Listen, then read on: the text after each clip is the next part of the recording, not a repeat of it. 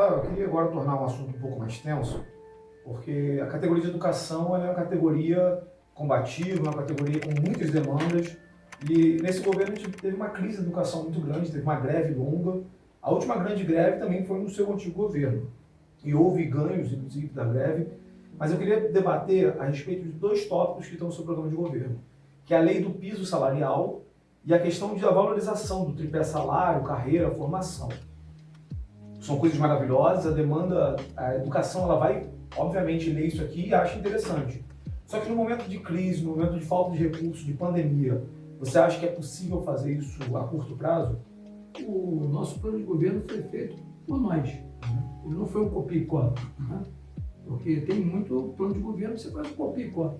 O nosso foi feito por nós, pela nossa equipe, pelas pessoas que estão com a gente. Então ele é um plano de governo muito simplificado. Não sei se vocês perceberam, ele é um plano de governo que fala com a sociedade o tempo todo. Porque nós procuramos isso. A questão das greves, eu quero só separar o seguinte. A greve da educação no meu governo foi uma greve, foi um movimento que eu respeitei muito a categoria.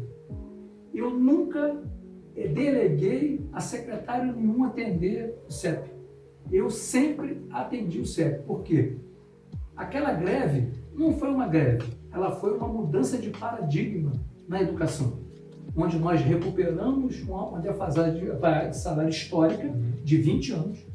Nós fizemos um novo plano de cargos e salário da categoria e fizemos um concurso público, não é pouca coisa. Isso só em 4 anos, minha gente. Essa defasagem de salário era discutida há 20 anos atrás. E diversos prefeitos passaram por isso, batidos, delegando, fingindo que não estava vendo, que não estava entendendo. Eu não trato aquele momento como uma greve, eu trato aquele momento como uma negociação. Um momento diferente do que vinha sendo tratado a educação para um outro patamar.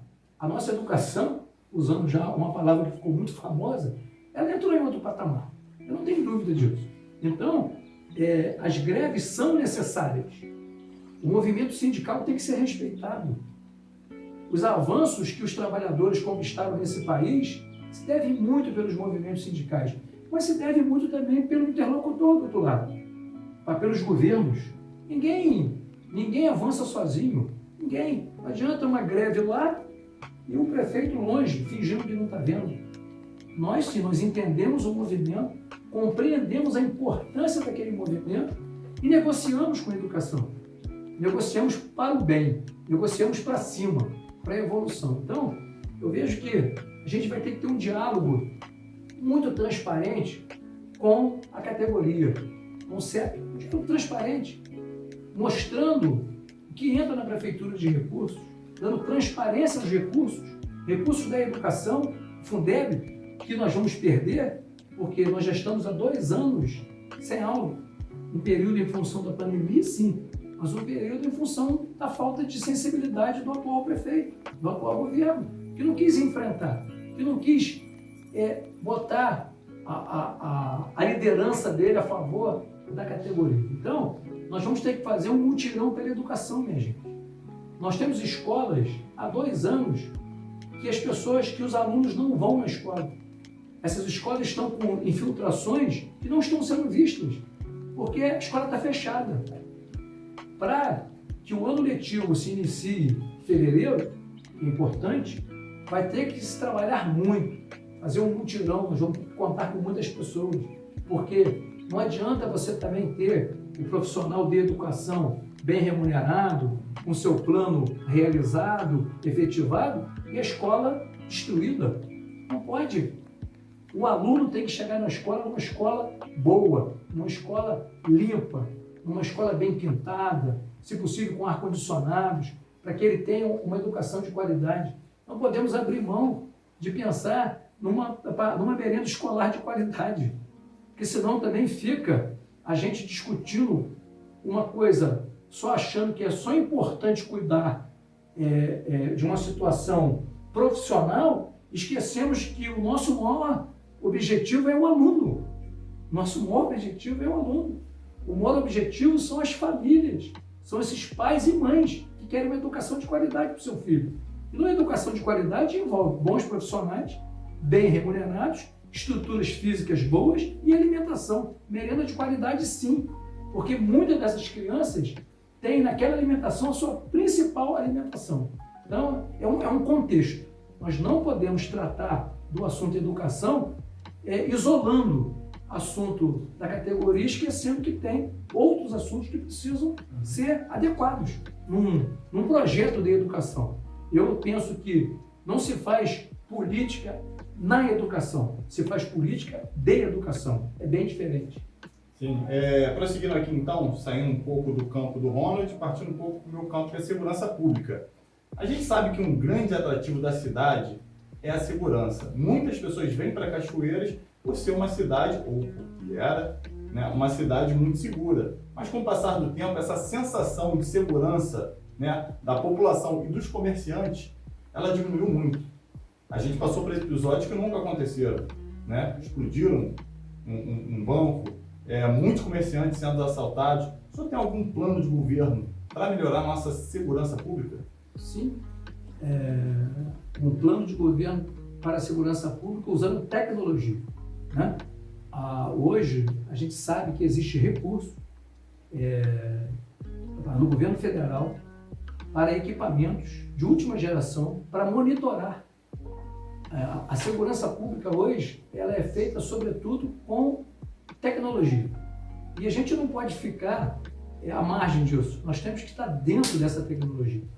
Por isso, a gente precisa qualificar muito a nossa Guarda Municipal, porque é o que você tem, é a corporação que você tem mais próximo de você, conveniar com as polícias, militar e civil, ter os centros de monitoramento. Isso já é feito, eu não estou falando de nada, eu não estou aqui criando nenhum factoide.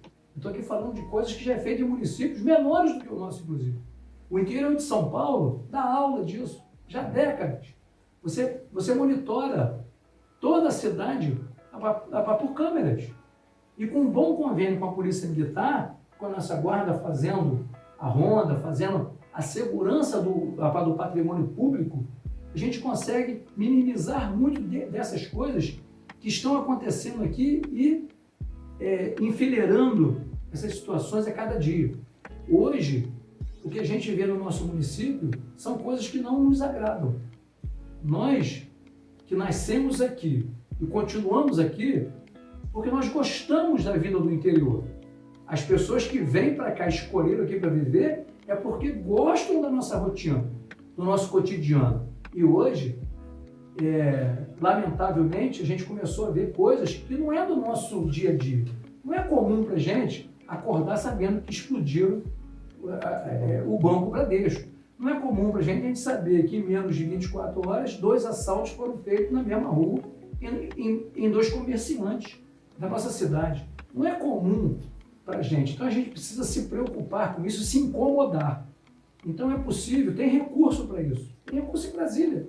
Então a gente precisa adequar a nossa Guarda Municipal à legislação moderna, uma legislação que possa trazer recursos para cá e trabalhar com inteligência.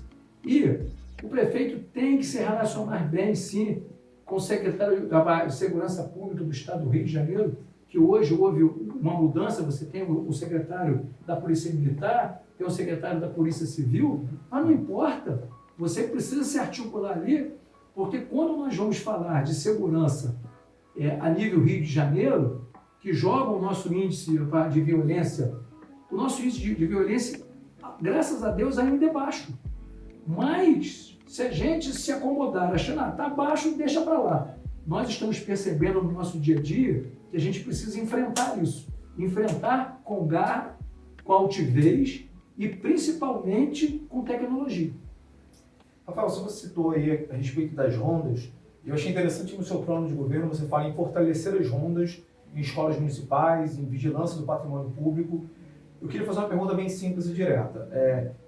Que mudança você acha que hoje seria necessário fazer na distribuição da Guarda Municipal?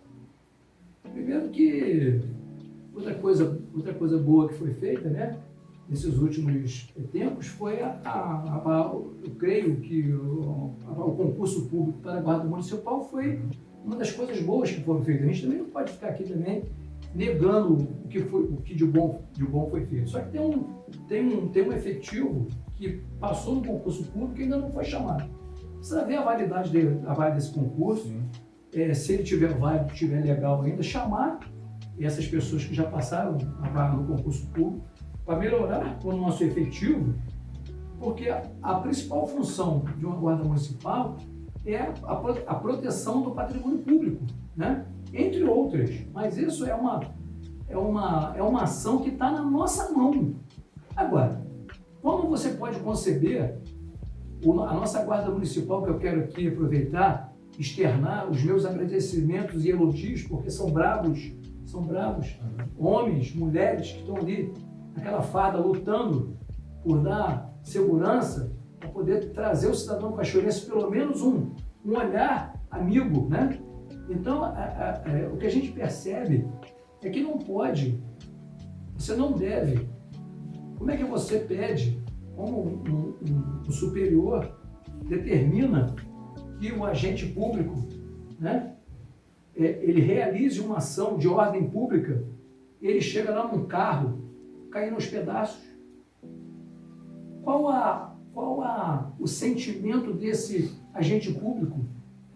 Qual o sentimento dele? Chegar num carro, caindo, aí na hora de virar a chave o carro não pega, tem que empurrar.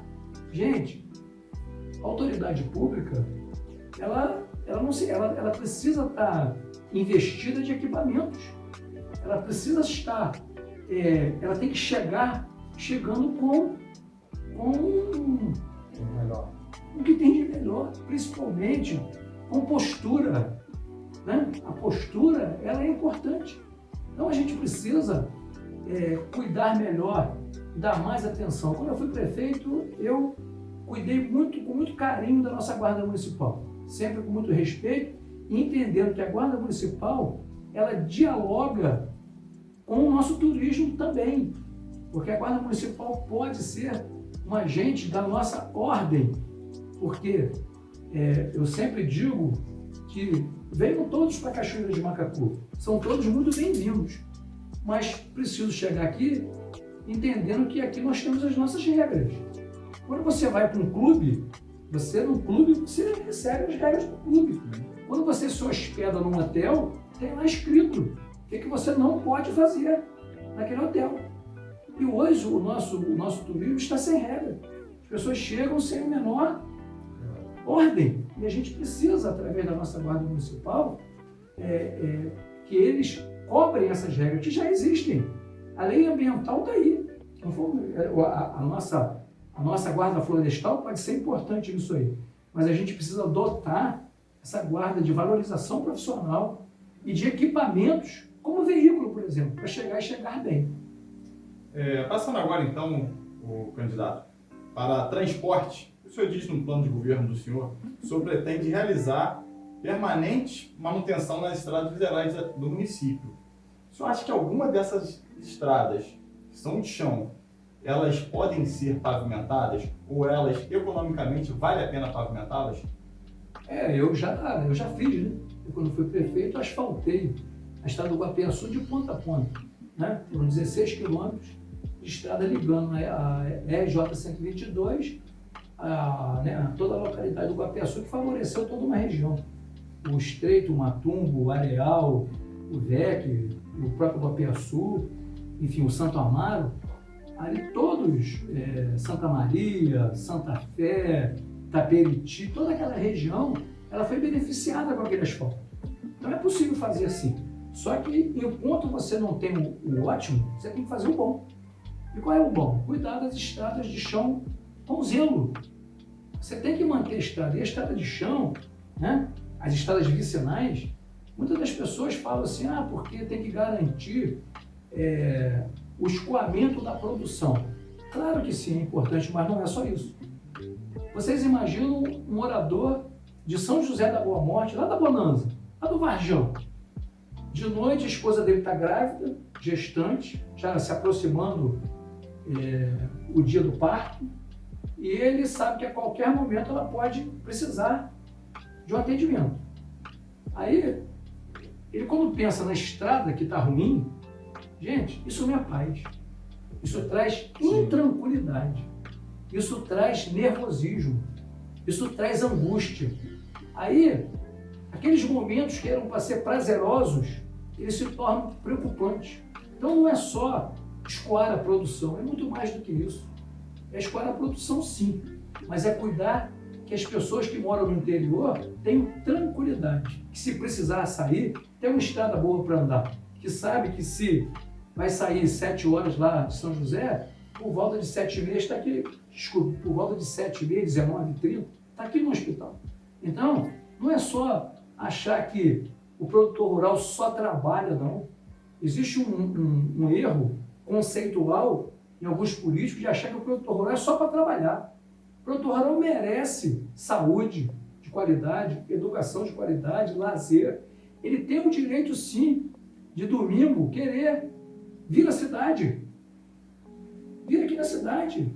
Né? Ele tem o direito de ir. Nós temos 4 cidades. Nós temos Papucaia, junto com a Ribeira, que são 2 cidades importantes. Nós temos Japuíba, que é uma cidade. Nós temos a Sete, que é uma cidade. E Maraporã, que já está se desenvolvendo como uma cidade. Por que essas pessoas não têm o direito de domingo e visitar um parente, né? E numa igreja assistir um culto numa outra igreja, que é convidado? Aí a estrada está ruim, parou. Isso aí, inclusive, é um modelo antissocial. Você limita a sociedade de se locomover, de fazer interação, de se comunicar. Isso é ruim. Eu achei bem legal você citar esse deslocamento urbano da população, toda a questão social por trás disso. E eu queria citar 2 pontos do seu governo, do seu plano de governo, para que você pudesse explicar para a gente um pouco melhor. No seu plano de governo, na parte de desenvolvimento urbano, você cita a criação do conceito de cidade acessível e a criação de estações de integração do transporte urbano. Queria que você explicasse um pouco melhor o que seria isso. É fácil. Eu vou explicar com uma localidade que hoje sofre terrivelmente com a falta de transporte. Marubaí. Marubaí é uma comunidade rural do nosso município importantíssimo, terras férteis, produtores rurais importantes, que hoje depende de uma carona. Ou tem a moto, tem o carro próprio, ou depende da carona do vizinho. Então, o prefeito e sua equipe tem que ter coragem de chegar numa comunidade, chamar os moradores para uma reunião e dizer o seguinte: olha, nós não temos condição de botar um ônibus aqui de meia em meia hora.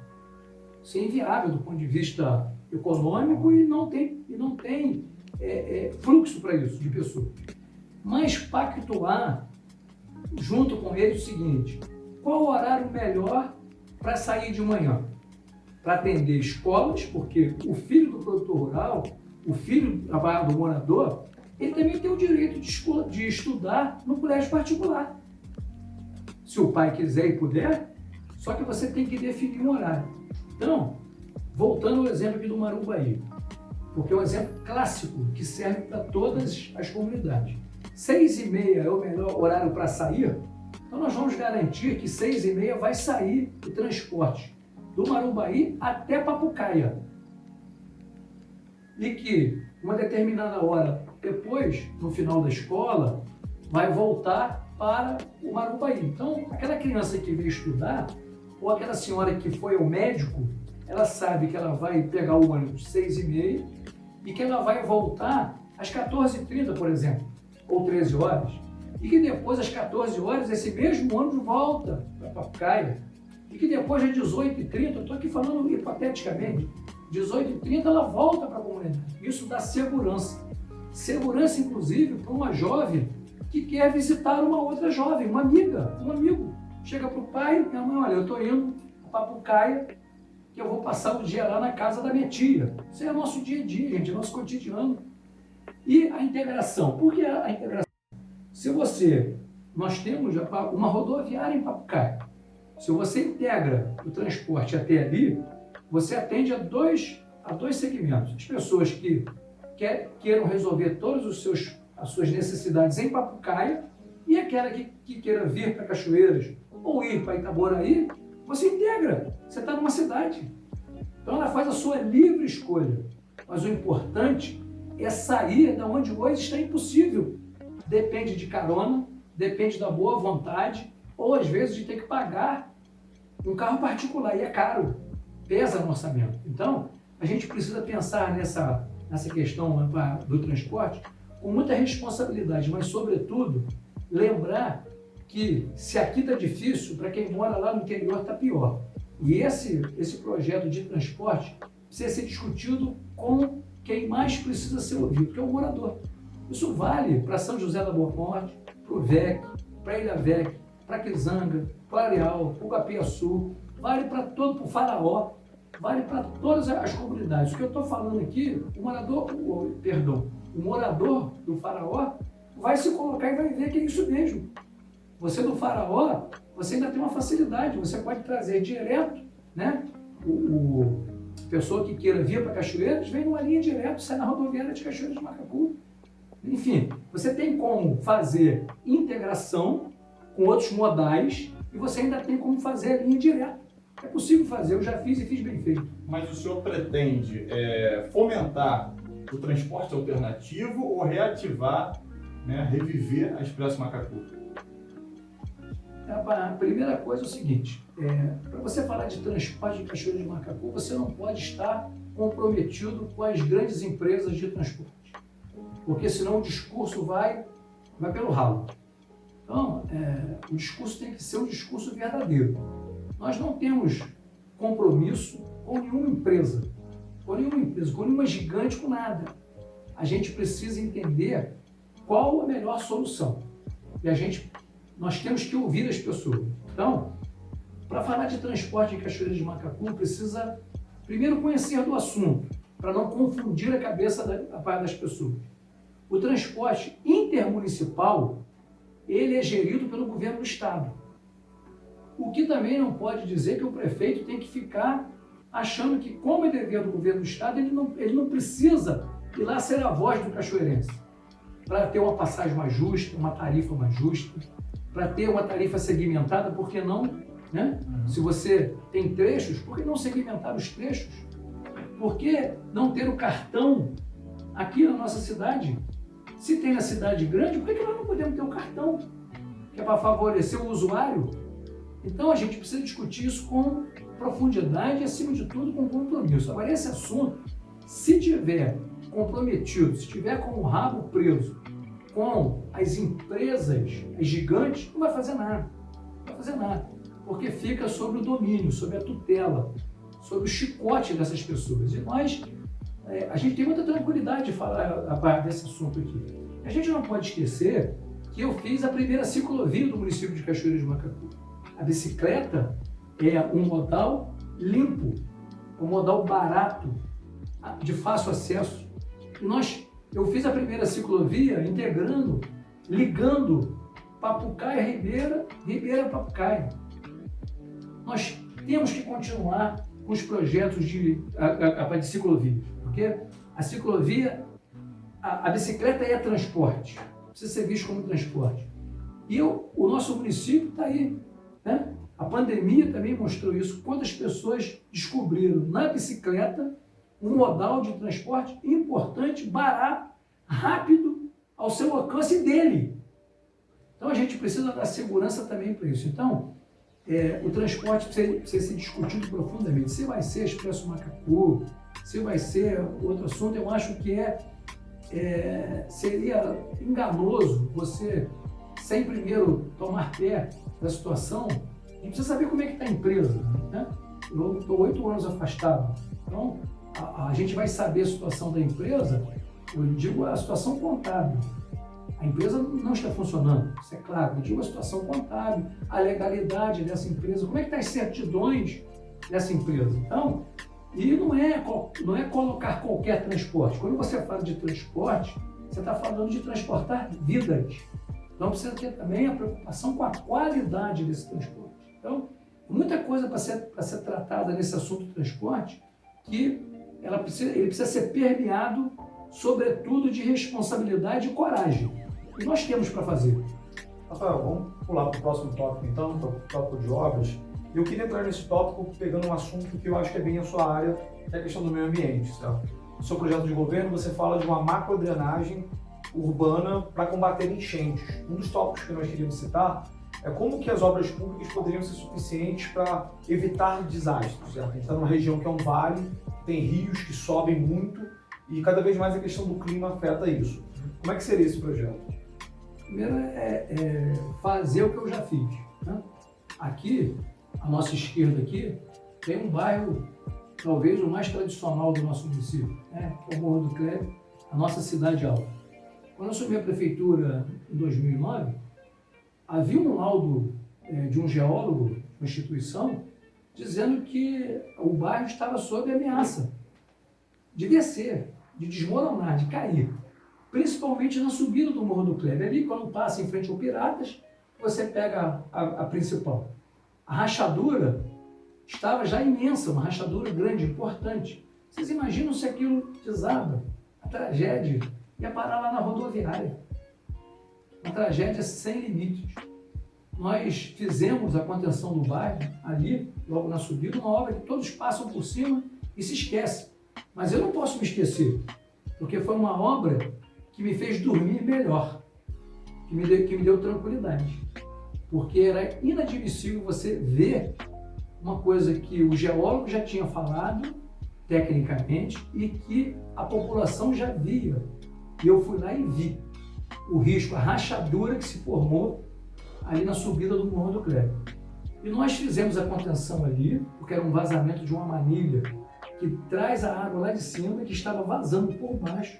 Já tinha feito uma cratera imensa que ia jogar tudo abaixo. Então nós demos segurança para o morador do bairro e para o morador do centro e para os comerciantes.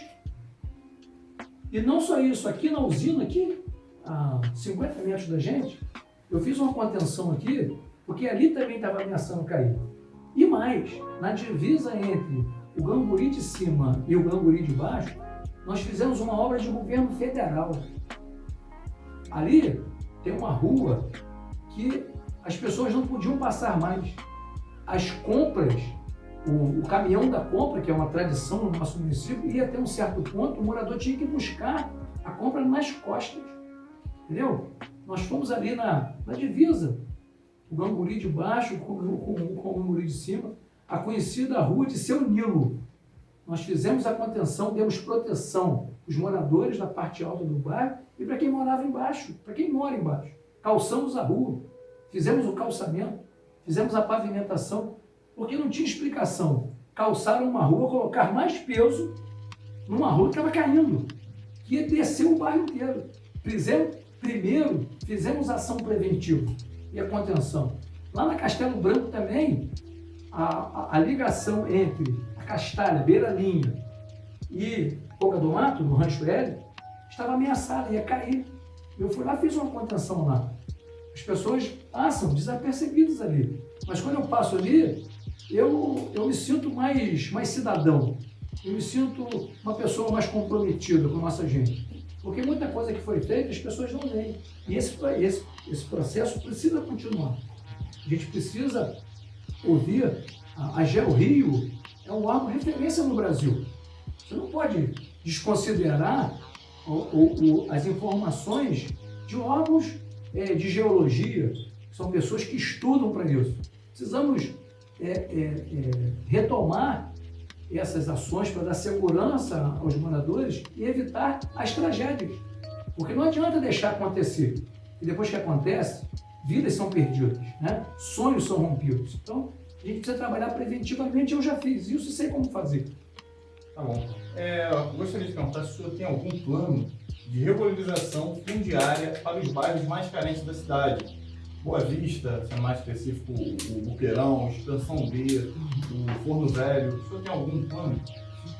A experiência política, como tudo na vida, é muito importante, né?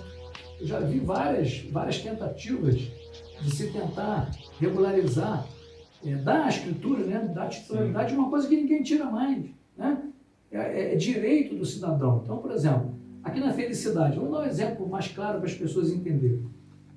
Não pode tratar o bairro da Felicidade como invasão, gente. É um bairro.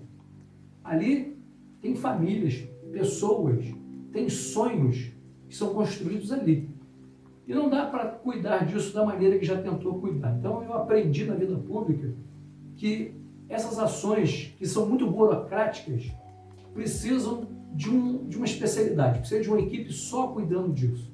Se você deixar isso a cargo de uma secretaria, vai ficando em segundo plano, vai passando para terceiro plano, daqui a pouco não é de plano nenhum.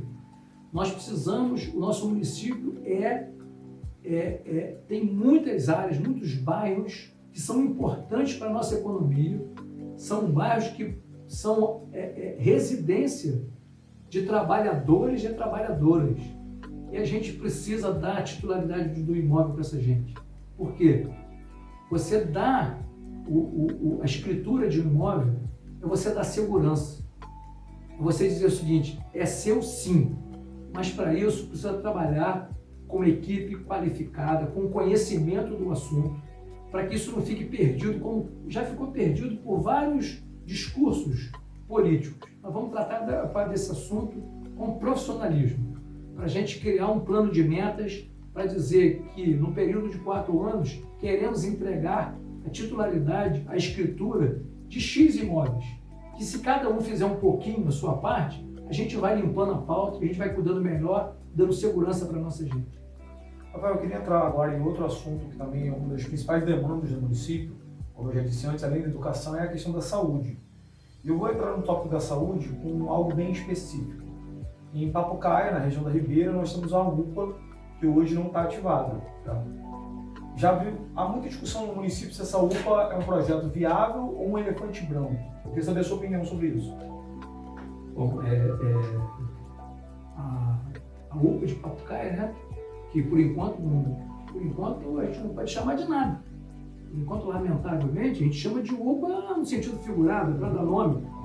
É quase que um apelido, né? Seria um apelido. É para a gente poder dizer do que estamos falando. Então, vamos continuar tratando como UPA. Primeiro, a gente tem que esclarecer ao eleitor que aquela situação foi uma fraude eleitoral. Que prometeram a Papucaia foi um hospital. Prometeram a população da grande Papucaia um hospital. E não entregaram nada. Nada, absolutamente nada. Só que tem dinheiro público ali. Nós precisamos da funcionalidade, o que eu estou chamando de UPAM, Unidade de Pronto Atendimento Municipal.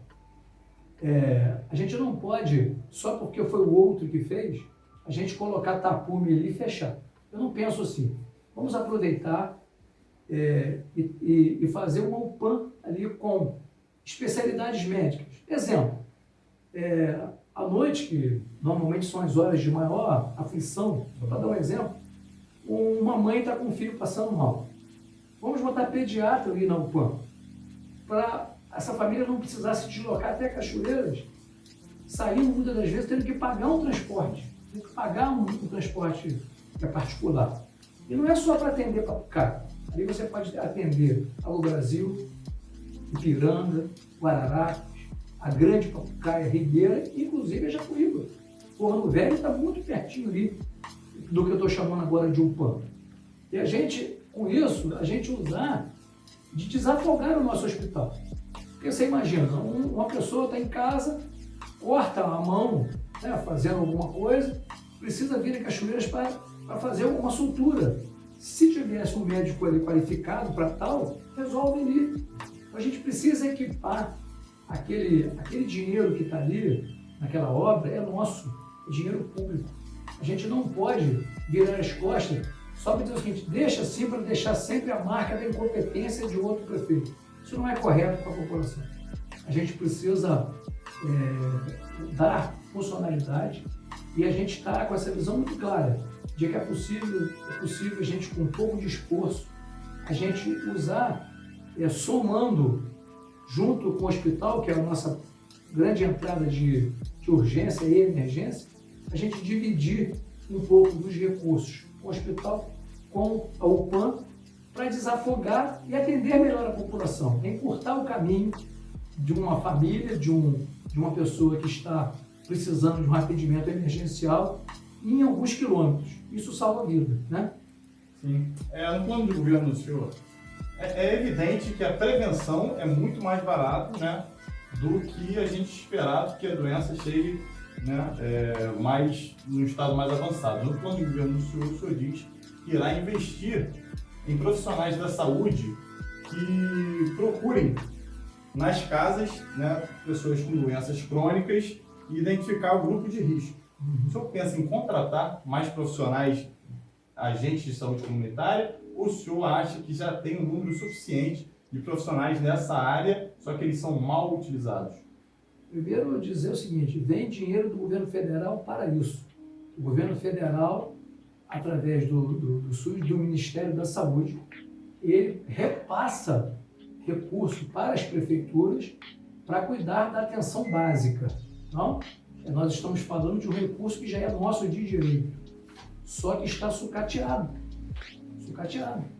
Não fosse o esforço e a raça, e a determinação e o comprometimento dos profissionais que lá estão, já estavam até fechados em algumas unidades. Se elas estão abertas, a gente deve a essas pessoas, esses profissionais, que precisam ser reconhecidos. Precisam ser reconhecidos. Porque manter uma unidade de saúde, tendo que fazer, às vezes, vaquinha para comprar medicamentos para atender as pessoas que precisam, isso precisa ser reconhecido, tem que ser elogiado. Mas eu entendo que a saúde básica, eu criei a casa do diabético e hipertenso. São doenças silenciosas. São doenças que, muitas das vezes, no início, não causam dor. Então, a pessoa vai para uma fila, chega aí, sabe uma coisa, eu não estou sentindo nada, eu vou embora. E a cada dia essas doenças vão se agravando. Os agentes de saúde salvam vidas. Eles trazem economia para o município, para o estado, para a União. Porque quando um agente de saúde entra numa casa e afere uma pressão e percebe que aquela pessoa que... Isso é a hipertensão acontece assim. Um dia a pessoa está com a pressão normal, na outra aquilo começa a descontrolar. E ela comunica ao PSF e o médico vai lá, faz a consulta, recebe o paciente, faz a prescrição médica, evita a morte, o derrame, evita o AVC, evita uma série de problemas, principalmente para as pessoas que, ao serem informados pelo agente de saúde que é hipertenso ou diabético, estou dando só apenas 2 exemplos, de muitas coisas que eles podem ajudar, que eles marcam médico. O agente de saúde, gente, é um profissional que nós temos que respeitar muito. É muito nobre a missão de um agente de saúde. O agente de saúde é a ligação entre o paciente e o médico, entre o paciente e o enfermeiro. Ele que faz essa ligação. Só que nós estamos com nossos profissionais desmotivados, com salários atrasados, sem liderança. Porque é bom quando você trabalha que alguém reconhece o seu trabalho. É bom quando você trabalha que alguém chega para você e fala assim, parabéns, parabéns. O problema é que hoje nem isso tem. A nossa saúde está desgovernada. Nós precisamos fazer gestão na saúde. PSF, que é um programa exitoso, que o Brasil é pioneiro nisso, né? O Brasil é exemplo para outros países. A gente não pode perder isso, porque a prevenção ela é muito mais barata. E tem dinheiro para isso, tem dinheiro do governo federal. Então, eu fico muito tranquilo em falar desse assunto, que isso é uma obrigação que o Ministério da Saúde tem para com Cachoeira de Macacu, como tem para todos os municípios brasileiros. Porém, quanto mais você faz, mais você recebe. É muito parecido com o Fundeb. Então, a gente precisa voltar com os programas, né? E eu quero lembrar os moradores que, quando eu fui prefeito, nós colocávamos dentistas nos PSFs para cuidar da saúde bucal, que é muito importante. Então, a gente tem que fazer gestão o tempo todo. Não tem como você falar de saúde, de educação, de limpeza pública, de iluminação pública, de turismo, de empreendedorismo, sem falar de gestão pública. O prefeito tem que liderar, o prefeito tem que trabalhar, o prefeito tem que juntar a sua equipe, motivar a sua equipe para que essa equipe esteja sempre vista, sempre sendo reconhecida. O reconhecimento alimenta a nossa alma, o reconhecimento faz com que a gente se motive, que a gente trabalhe com mais vontade. Então, é possível a gente retomar o atendimento básico de saúde com muita qualidade, porque temos grandes profissionais. Rafael, ainda na questão da saúde, talvez um dos pontos aqui que seja bem interessante, porque envolve prevenção, envolve obra pública, inclusive há 3 tópicos do seu projeto de governo que fala sobre isso. A questão do saneamento, você fala em vigilância sanitária, fala em ampliar o saneamento para áreas urbanas, para áreas rurais, desculpe, e sobre rever o plano municipal para adequar em relação ao marco regulatório do saneamento. O saneamento é uma questão que envolve muito saúde, inclusive saúde preventiva.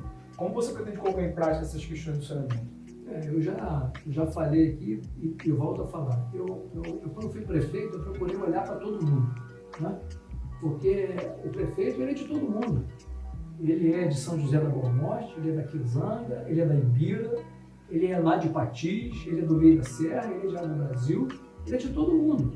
Então, a gente sempre procurou equacionar o orçamento público para que todo cidadão cachoeirense tivesse algum benefício, né? A pagar esse orçamento. E o saneamento básico tem recurso, né? Hoje, o governo federal, o Banco Mundial, hoje é fomentador de investimentos no saneamento básico. Nós temos uma empresa pública chamada AMAI, que a gente precisa olhar para essa empresa com mais profissionalismo. A gente precisa entender que essa empresa ela pode receber inclusive recursos. A empresa ela tem uma dinâmica mais simplificada.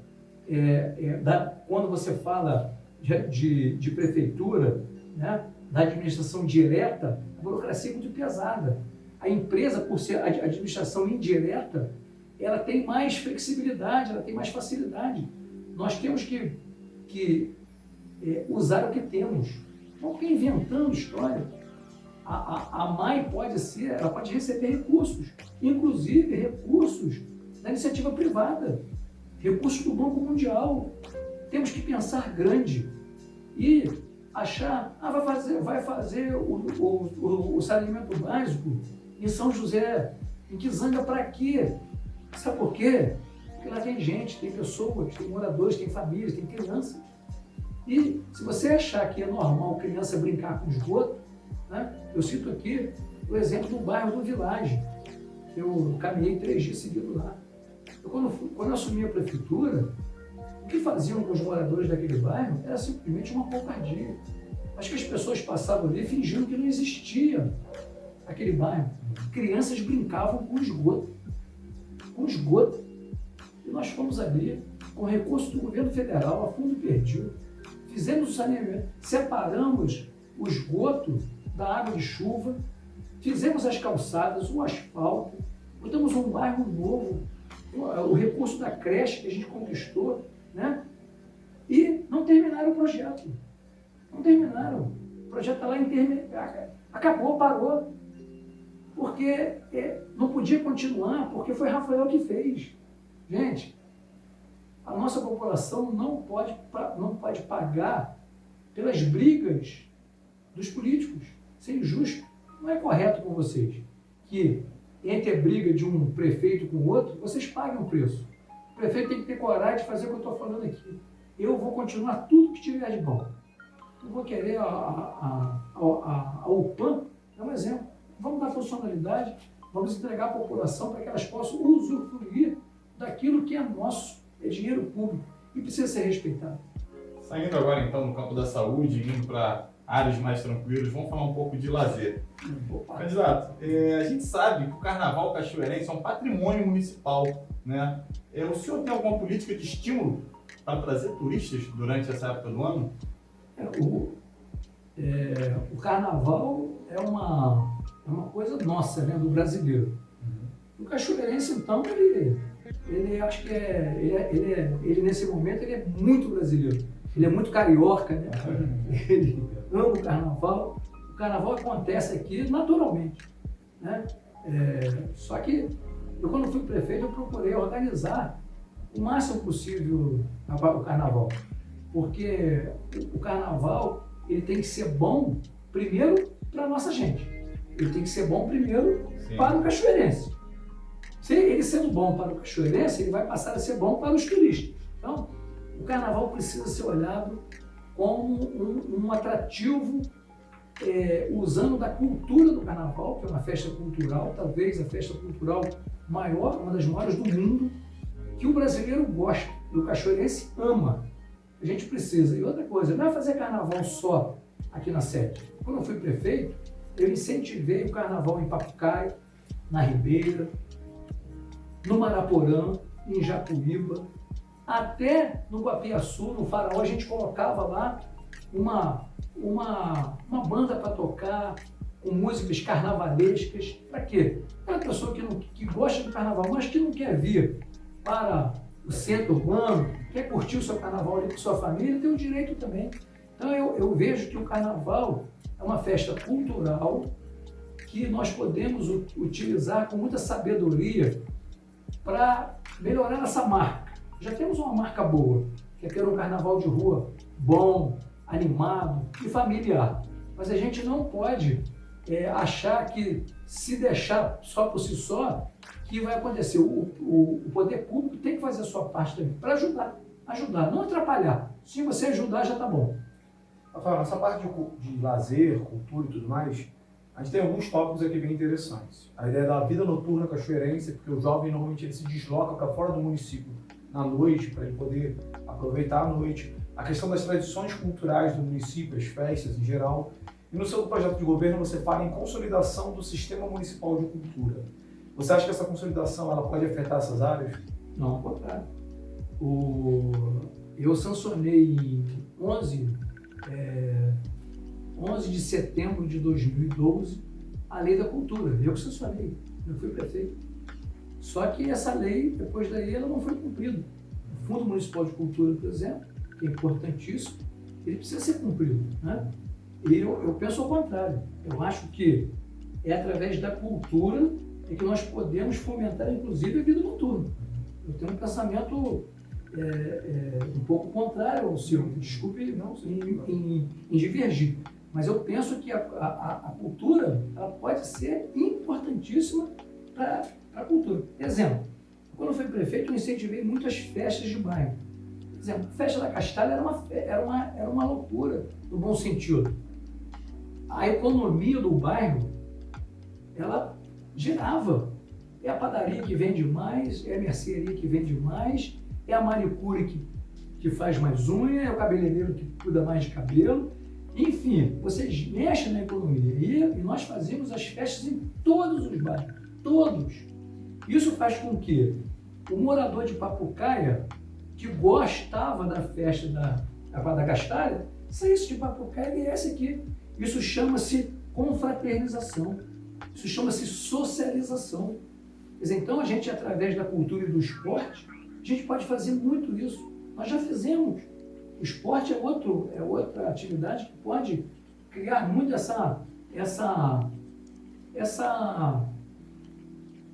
esse convívio entre pessoas de outras comunidades. E eu acho que eu penso que a cultura a gente precisa cumprir. Se a gente cumprir a lei da cultura, que está na lei, a gente já vai avançar muito, muito. Então, Rafael, passando agora para o nosso último tópico, turismo, é muito difícil chegar nas cachoeiras mais bonitas e conhecidas da cidade, né? O senhor pensa em realizar algum projeto que facilite tanto a chegada até as cachoeiras, como alguma rede hoteleira e gastronômica ao redor delas? A gente precisa organizar o nosso turismo. Nós precisamos atrair pessoas para cá, porque os restaurantes, pousadas e hotéis, eles só virão para cá se tiver demanda, né? Não adianta você achar que você vai motivar uma indústria hoteleira, colocar em Cachoeira de Macacu um hotel, se não tiver público. Primeiro a gente tem que cuidar do nosso município para que ele se torne um município atraente. Pessoas venham para cá. Essas pessoas é que vão motivar o empreendedor a empreender. Então, hoje, por exemplo, nós temos um exemplo aqui perto que é Lumiar. Lumiar é um caso de sucesso. Quantos lugares melhor do que Lumiar a gente tem. O Apiaçu, e desculpe aí os friburguenses, nossos irmãos, o Apiaçu dá de 10 o Lumiar. O Faraó dá de 10 o Lumiar. A Boa Vista é belíssima, o Valério é belíssimo. Boca do Mato é um sonho. Né? Então, nós temos que, primeiro, sinalizar. Nós temos uma carência de sinalização terrível. Quer dizer, o turista resolve passar um dia com a sua família em Cachoeira de Macacu. Ele quer ir no Sete Quedas, sabe que é em Boca do Mato, mas não tem uma placa. Ele quer ir na Furna da Onça, sabe que é em Boca do Mato, mas não tem uma placa. Então a gente precisa tratar o turismo com profissionalismo. Os acessos, a gente precisa cuidar da maneira que o turista gosta, né?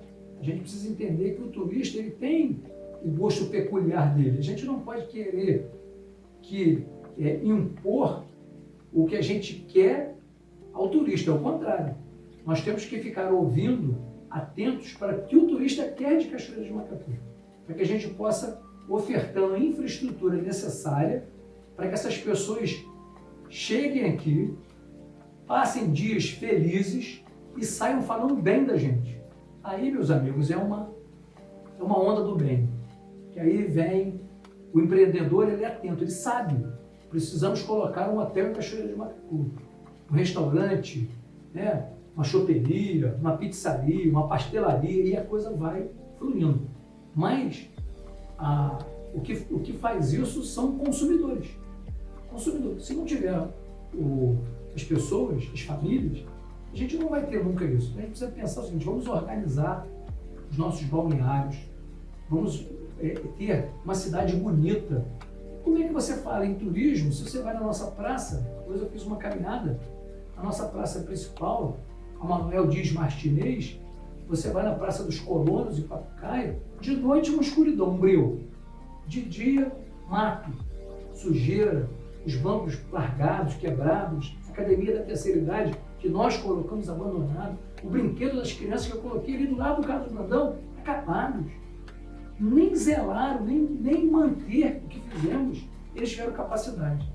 Uma cidade, para atrair o turista, ela tem que ser uma cidade também, no seu centro urbano, bonitinha, bem cuidada, porque o turista, quando vem, ele roda na cidade, ele compra para o comércio local.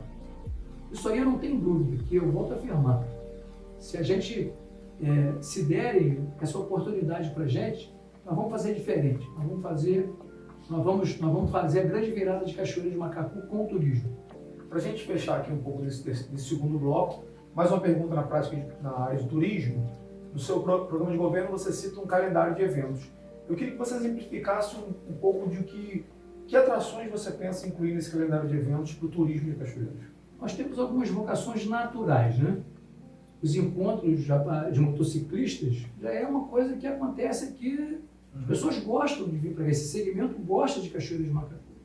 Nós temos, por exemplo, o nosso parque de exposições, totalmente inutilizado, não é subutilizado, não, inutilizado. Ali, nós temos um projeto para que o parque de exposições que está lá, nós não vamos construir, olha o que eu estou falando, nós vamos aproveitar o que já temos, para que aquele parque seja um fomentador de eventos. A gente precisa urgentemente cuidar de um mercado municipal. Esse mercado municipal, para dar possibilidade de nossos agricultores e agricultoras, dos nossos artesãos, das pessoas que fazem a nossa economia girar e que levam esses produtos, esse talento para vender em feiras no Rio de Janeiro, em São Gonçalo, em Alcântara, em Friburgo, para ter um espaço em Cachoeira de Macacu e transformar isso também no turismo. Usar esse mercado municipal como atrativo também para o turismo. Então nós temos um parque de exposição que é nosso, que está lá, está jogado, está lá sendo utilizado até de forma particular. A gente passa lá e percebe claramente animais, cavalos e éguas que a gente não sabe nem de quem é. Alguém está utilizando aquele espaço, quando aquele espaço é público. E nós não podemos esquecer que aquele espaço ele está num bairro da Ribeira. Nós precisamos também entender que o morador da Ribeira precisa utilizar, deve utilizar aquele espaço. Por que não domingo não abrir o parque para que as famílias possam passar um domingo no parque, com rua de lazer, com atividade de lazer, esporte, entretenimento, enfim. O nosso parque de exposições tem que ser a nossa matriz de eventos. Agora, a gente também não pode negar que Boca do Mato já teve uma festa da primavera que era um sucesso total. A gente não pode negar que Jacuíba tem a festa de Santana de Jacuíba, né, que é conhecida e reconhecida no estado do Rio todo. Por que a gente tem que sentar com a Igreja Católica lá e dizer o seguinte: o que a prefeitura pode fazer que não interfere na questão religiosa? Tudo que não puder, vamos fazer. Para que as pessoas venham passar um final de semana para conhecer a festa de Santana de Jacuíba. Se hospedem nos hotéis, nas pousadas, lotem os restaurantes para conhecer. Vamos divulgar, que nós já temos muita coisa, só que elas não estão tendo, a gente não está dando luz a essas coisas. A gente precisa fazer coisas novas e valorizar o que já temos. Tem muita coisa boa no nosso município que a prefeitura precisa ajudar. Exemplo, Banha Fantasia. O Banha Fantasia, que eu gosto sempre de prestigiar, porque eu gosto, acho legal, esse ano, não fosse os organizadores, eles ficaram sozinhos.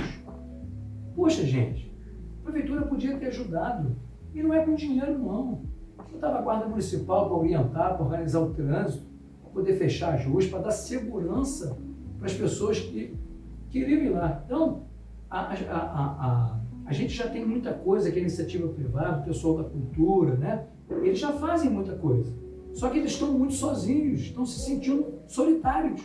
E a prefeitura, outro exemplo, motocross. Nosso município gosta, quando faz o motocross, as pessoas vêm, elas prestigiam. Você já tem ambulância. Por que não colocar uma ambulância lá com o médico para dar segurança? São eventos que necessitam do que já tem. Então isso não vai criar muito custo para a prefeitura. Só que é o seguinte, isso não pode ser visto como um custo, isso é investimento. Quando você dá uma infraestrutura para o evento acontecer com segurança, as pessoas voltam e voltam mais, falam com as outras, e aquilo vai se tornando uma coisa que vai crescendo e vai trazendo dinheiro, vai trazendo recurso.